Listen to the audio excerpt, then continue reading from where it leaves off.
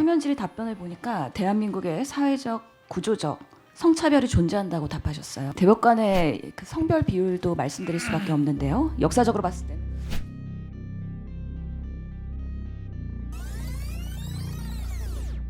역사적으로 봤을 때 역대 대법 간의 여성 비율은 5%밖에 되지 않더라고요.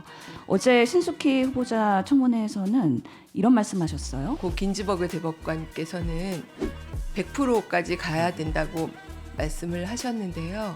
저는 인구 대비 대표성은 유지할 수 라고 말씀하셨거든요. 후보님은 어떻게 생각하십니까?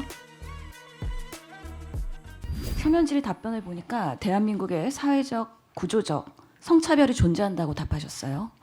예, 여성들이 배려받고 보호받을 수 있으려면 사법 절차에서 성평등과 성인지의 감수성 반영이 중요하죠.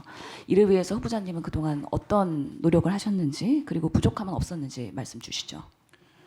예, 그동안 제가 한 일이 뭐 재판 말고 사실은 다른 것이 없어서 재판 이외에 제가 뭘 했다고 말씀드릴 만한 건 없는 것 같습니다. 다만 재판을 함에 있어서 좀 전에 위원님께서 말씀하신 것처럼 그런 성인지적 관점이라든지 제가 계속 남성으로 살아오면서 제대로 이해하지 못했던 부분들에 의한 어떤 편견이 있지는 않도록 항상 신경을 쓰고 유의했다는 것 정도를 현재는 말씀드릴 수밖에 없을 것 같습니다. 예, 대법 간의 그 성별 비율도 말씀드릴 수밖에 없는데요. 역사적으로 봤을 때는 5%의 여성 비율이 있었습니다. 2017년에 대법관이 4명까지 여성 비율이 있었는데 지금은 2명으로 16.6% 정도 해당이 되는 것이요. 어제 신숙희 후보자 청문회에서는 이런 말씀하셨어요. 고 긴즈버그 대법관의 이야기를 인용하면서 여성 대법관 비율이 100%까지 가야 한다. 그리고 신숙희 대법관 후보 자체는 인구 대비 대표성 비율인 50%까지는 필요하다라고 말씀하셨거든요. 후보님은 어떻게 생각하십니까? 예, 저도 같은 생각을 갖고 있습니다. 적어도 인구의 구성 비율에 맞는 정도의 그 남녀 비율 확보 정도는 필요하다라는 생각을 갖고 있습니다. 예, 그러면 50% 이상은 필요하다라는 거에 동의를 그렇습니다. 하시는 거죠? 예. 알겠습니다. 앞으로 대법관 구성에 있어서도 후보님의 노력을 기대해 보겠습니다. 예, 유념하겠습니다.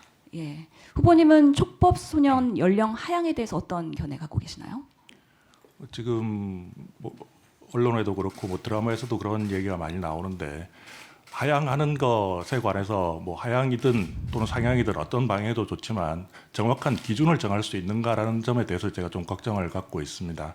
지금 좀 아동들, 좀 어린 어린 사람들에 의한 범죄가 많이 늘어나고 있는데 말씀하신 것처럼 그러면 촉법 소년 연령을 낮추어서 형사처벌을 가하는 정도가 조금은 더 높아져야 되는 거 아닌가, 그 범위가 넓어져야 되는 거 아닌가라는 생각을 한편으로 하면서도 그럼 낮추면 어디까지 낮출 것인가에 대한 좀 심각한 연구, 검토가 필요하다라는 생각을 갖고 있습니다.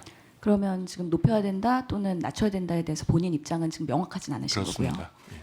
예, 어제도 언급됐는데요. 유엔 아동권리위원회 권고 내용입니다. 과학적 근거를 바탕으로 해서 12, 13세 아동은 전두엽 피질이 아직 발달 중이라 성숙과 추상적 추론 능력이 여전히 발달 과정에 있어서 과학적 에비던스를 바탕으로 했을 때는 유엔에서는 14세 이상으로 높일 것을 독려하였다는 근거가 있습니다. 이에 대해서 후보님 어떻게 생각하세요? 우리 형법이 상당히 오래된 것으로 아는데 이미 그때 이런 과학적 결론이 반영된 것인지 잘 모르겠습니다만 지금 이 정도의 기준을 갖고 있다는 것은 현재로서 다른 특별한 어떤 과학적 근거가 더 나오지 않는 이상 유지하는 것도 괜찮겠다라는 생각이 듭니다. 예, 알겠습니다. 다음으로는 의료사고 특례법에 대한 질의를 하겠습니다. 지금 필수 의료 붕괴가 심각한 상황이고요. 국민 건강에 위협이 되고 있습니다. 현재 의료 대란도 이런 부분에서 자유롭지 않은 부분인데요. 후보자께서는 의료 소송은 많이 담당해 보셨나요? 의료 소송은 거의 해본 적이 없습니다. 필수 의료를 기피하는 원인 중에 하나가 의료 소송이거든요.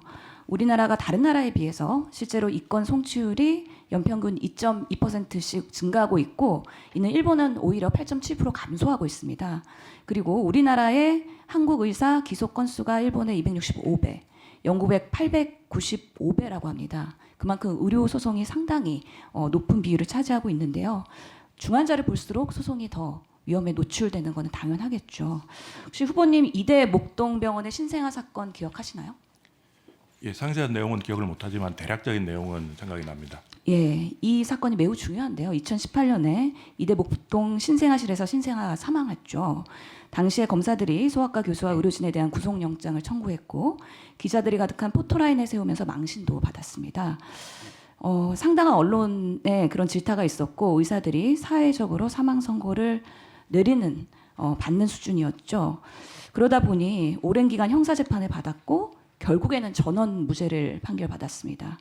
아직도 대부분 국민들이 이게 무죄가 나왔는지 잘 모르고 계시는 상황인데 이 사건을 계기로 의료계에서는 소아과 의사들이 그리고 소아과를 지원하면 안 되겠다라는 충격과 그런 트라우마가 있는 사건입니다. 이런 기억으로 인해서 필수의료의 붕괴가 더 초래되는 가속화되는 계기가 되었다는 말씀을 꼭 드리고 싶습니다. 어제 정부에서 의료사고 특례법 제정을 추진하겠다고 발표를 했어요. 내용을 간단하게 말씀드리면 필수의료 인력이 책임보험공제에 가입한 경우에는 환자 의사를 반해서 공소를 제기할 수 없다. 그리고 응급 환자에 대한 의료행위나 중증, 분만 필수 의료행위인 경우엔 중상해가 발생해도 공소를 제기할 수 없다라는 내용입니다. 이에 대해서 후보자는 어떤 생각하고 계신가요? 이 부분은 아직까지 제가 상세히 보지는 못했지만 충분히 공감할 수 있는 부분이고 이런 방식, 이런 추진에 관해서 전혀 이의는 없는 입장입니다. 예, 중환자를 볼수록 이런 의료 소송이 늘어날 수 있는 위험에 안전망을 구축한다는 면에서는 의미가 있겠으나 일각에서는 이런 의견들이 있습니다. 환자 단체들의 시각인데요. 실제로 공소 제한이나 형의 감면, 면제보다는 압도적인 정보의 불균형 하에서 입증 책임하는 데 어려움이 있다.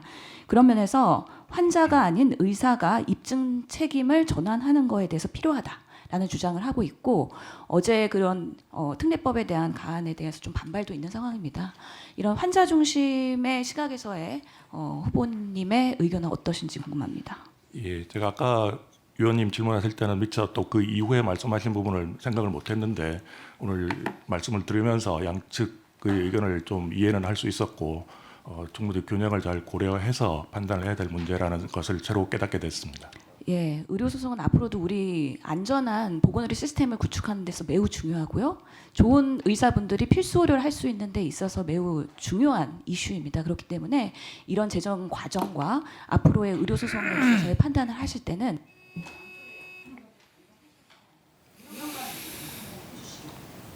예, 충분히 의견을 하겠습니다.